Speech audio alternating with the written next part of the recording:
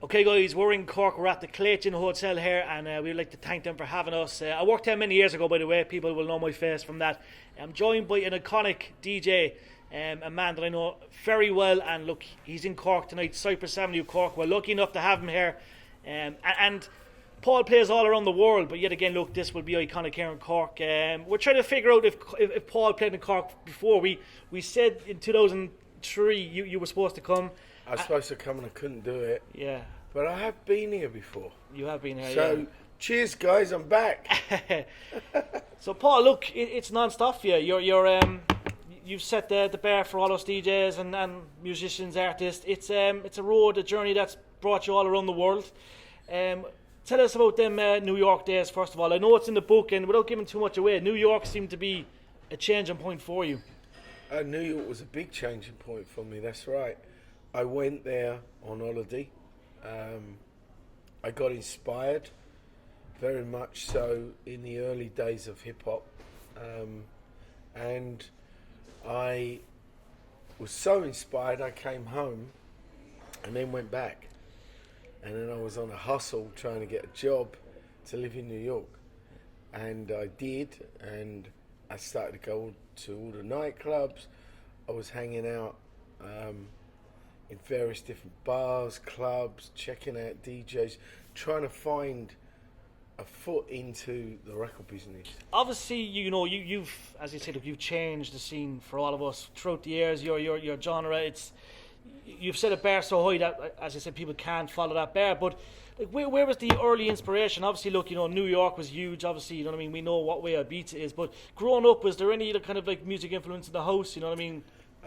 My father's a musician. Yeah. My mother would always, I do remember, would always on a Saturday night would be their big night because they both were working a week, and we would go as a family to see my dad play. So the inspiration came from making music, playing music, from my father. And then I kind of got the bug, and as you do, and then it was down to me, really. And Paul, look, I know, for first sake, making music's not an easy thing. It's a very hard thing, right? There's DJs today, I suppose. Look, there's great DJs, but producers is just a different level. How did you first dabble in making music? Where did them creative ideas come from, and how did it come about? And obviously, technology was a lot different in the 80s. It was, and I was very lucky, because I found the right engineer in Steve Osborne, who I learnt a lot from. And I now am in that position with my record label, Perfecto, and some of the bands or artists that I work with, produce, remix, to give back.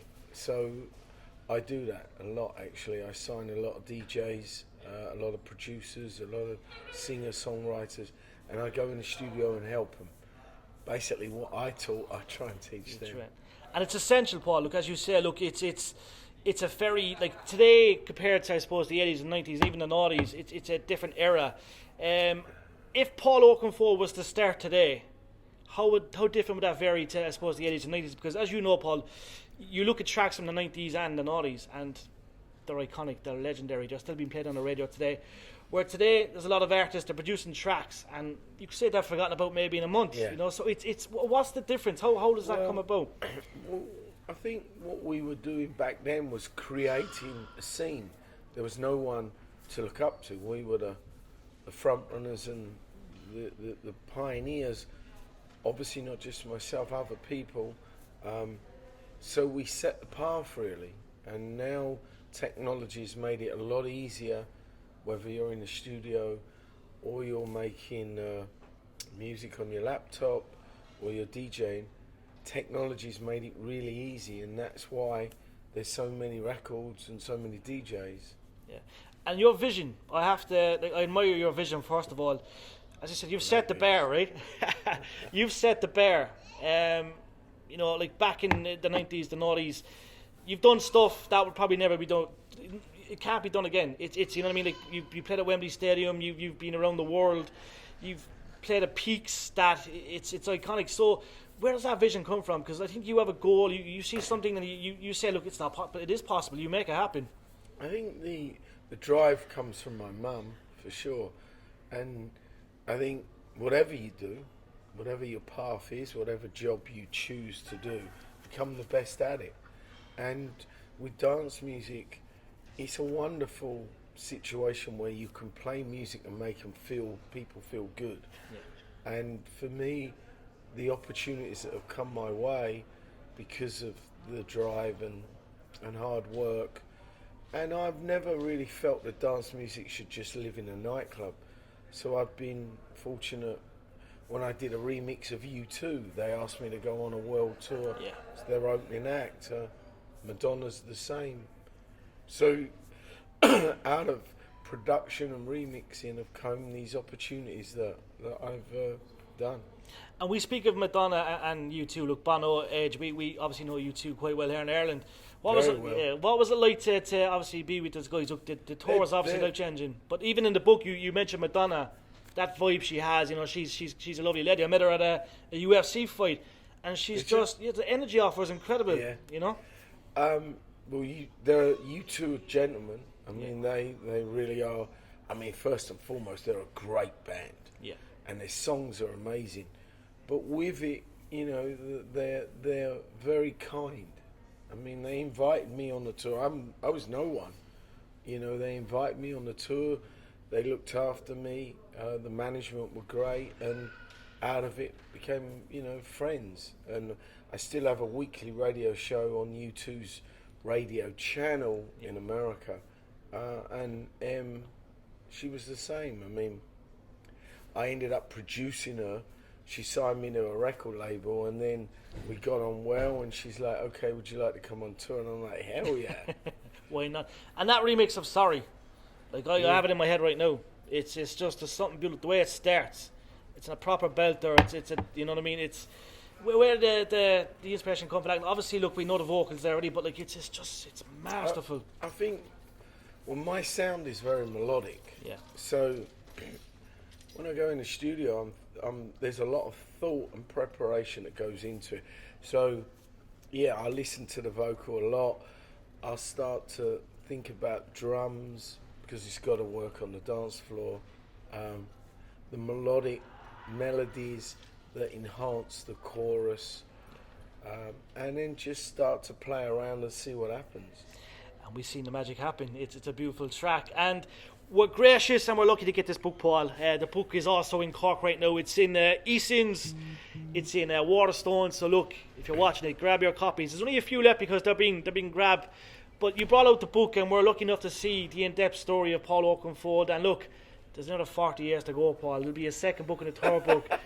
But listen, the book came out, and I like the story about the Irish guy. The guy that kind of, he was like, obviously you were away, you were kind of chefing and stuff, and there's an Irish guy you met, and he was kind of like a bit of a rebel, and he gave you that bit of it, like, and you're a Cockney man anyway, so look, an Irishman and a Londoner together is a serious combination, but... And after a few Guinnesses, we can't understand one another. But it's the book is out, and we're lucky to have it. Look, you've got in depth. You're telling some great stories. There's many more. I'm looking forward to reading. But it's what a journey, and you've realised doing this book, you know what you've actually done. Well, I was asked to do the book, and I thought long and hard about it, and I didn't want to do. I'm not here to kiss and tell. What's the point, right? Yeah. So I wanted to do something that could help. And because I'm dyslexic and I suffered badly at school, I was always the kid who people would laugh at. I can't read, can't spell, and I couldn't. And it made my self-confidence pretty bad. I was that kid. And then out of music, I found a path. I found my path in life. Yeah. And the moral of the book is that you can do it. Anyone can do it if they believe in themselves and they work really hard and they learn and become really talented. That's key, that you've got to really understand your job, whatever it is, and become the best at it. Hence, just look at sportsmen. Why do they practice to become the best? So when I was in the studio making music, I would spend hours and hours and hours, days weeks in the studio, learning the technique, improving myself. And when it came to DJing, the same thing, understanding key, structure, arrangement, how to tell a story through music that will bring the people in and take them on this journey, so when they leave in the end of the night, they had the best time ever. Yeah. So that's key to what the book's really all about. And it's a must get, guys. If you haven't got it already, Paul Oakenfold, Ready, Steady, Go. It's a book you'd want to read for all you inspiring DJs in general, ravers and DJs. Check it out. Now, Paul, you've been lucky enough, and you play continuously all around the world. I've been lucky enough to see you in Ibiza, in the UK. And for you, where's the top 2-3 places? Look, it's very hard to name so many, but look, obviously London's huge. Ibiza is just Ibiza. It's iconic. I mean, London's my home. Yeah. And Ibiza was the inspiration and inspired me to take what I found and share it with the world. So those are 2 places. I like going to Buenos Aires. They just love electronic music, and because I'm a big foodie, I studied as a chef, so the food's great there. Tokyo, Beijing, I mean, certain places that I really enjoy more than others are the ones I just named. And of course, Cork, yeah. People are still on about 2003, and they only replaced you with a guy called Tiesto. Yeah. So that's telling you. I got him the gig. Yeah, you got him the gig. That was the thing. They got in Tiesto, but people were disappointed. Yeah. But obviously, look, 2003, you were in demand. You're always in demand, and look, we're lucky enough to have you back here today. Yeah. I'm surprised you never opened up a restaurant. Do you know what? It's really hard work. Yeah. I mean, it is seriously hard work, and maybe later in life I'll have a little place. I want a bar, actually. Yeah?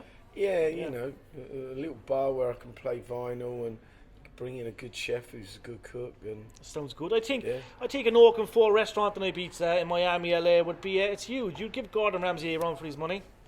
I don't know about that. I'm telling you, Paul. I'm telling you. But fans are loyal, and we love you. Appreciate that. Now, we have to mention quickly, look, I know you're a Chelsea fan. I am. I'm a Liverpool fan, and look, I'm in the same boat. We're struggling, but look, a new owner that has crazy money and that likes to spend money, manager galore. We don't know who's going to come in next. What's your thoughts on Chelsea Football Club? I think the manager, who's American, didn't fully understand how football works. Yeah. I think he made a wrong, rash decision in firing Tuchel.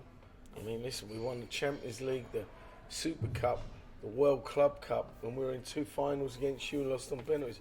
It doesn't make no sense to fire him. Yeah. Potter is a good manager, but not a great manager. Yeah. Hasn't won nothing. Mistake. Obviously, we see that. And bought too many players. We got a squad. We got 3 players in each position, and international players. Can't play them all. So it went wrong, and the key was there was no centre forward. We didn't buy a centre forward, which is ridiculous. So I hope that Luis Figo comes in, because he was great at Barcelona and then went on to manage Spain. Obviously they didn't do too well in the World Cup. He lost his job. He's available. Yeah. But we got the players to play a similar style to Barcelona, and we got an infrastructure that he could bring, and we get a centre forward. And next year we just focus on the Premiership. I'd say it's there. I mean, it'd be interesting to see what you guys do. I think we're in a transition, aren't we? Chelsea and Liverpool. Yeah, I think it'd be, watch that space. Where will if Klopp will stay? If he stays, it's been several years, right? Yeah, 7 years, and he's got that 7-season Hindu. Every club, 7 seasons he always does bad. It's crazy. Last of all, Paul, I know we're busy. You've got a crazy night ahead of you. The new album, it's out. It's ready. It's called Shine On. It's out. It's very cinematic. And there's club remixes, but it's more of an album that you listen to if you're a fan of film. Got orchestras on it. I mean, spent a long time on it. I'm happy with it. But what I also would like to say, if I may, is Ireland is a strange place for me because it's like a second home, and I explain why. When I met you two, and I worked with you two, and I've remixed you two, and I toured with you two, there was something about me that became very close to the Irish. And even when I go to Boston and I DJ, they come. Yeah. The Irish, and they're second, third, fourth generation Irish, but they come. Yeah. And it's a special place. So cheers to you, cheers to you, cheers, and bye. thank you, and I'm looking forward to tonight. Bring it on. Cypress Avenue, Cork City. We're joined by the iconic Paul Oakenfold, guys. And make sure you get the book. Keep an eye on the new album. And we'll have all the links up on our page. Paul, thank you very much, sir. And we appreciate it. You're welcome, Thanks, mate. John.